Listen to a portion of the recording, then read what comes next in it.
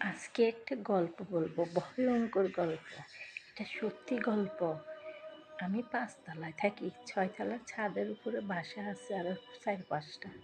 কালকে রাতের ১টা-২টার দিকে ছাদের উপরে দুরুম দুরুম মনে হয় পুরা ছাদটাই ভেঙে ফেলতেছে। এখন ওরা ভয় পাইতেছে, কীভাবে ভয় পাইতেছে আমাকে বলতেছে, এখানে কি কিছু আছে? আমি বলতেছি জানি না, প্রায় তো এরকম দুরুম দুরুম। আমি তো মনে করছি আরো কি ওর বাসায় কী করতেছে। আসলে না, ছাদের উপর ওর হাজবেন্ডে ভয়ে মরে যাচ্ছে। ও বলতেছে এখানে তো থাকা যাবে না, এটা তো ভূতের বাড়ি।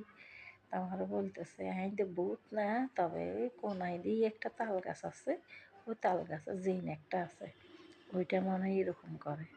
প্রায় এরকম রাত্রে উঠি, মনে হইতেছে ছাদ ভাঙিয়ে ফেলতেছে, দুরুম দুরুম দুরুম। কি অবস্থা!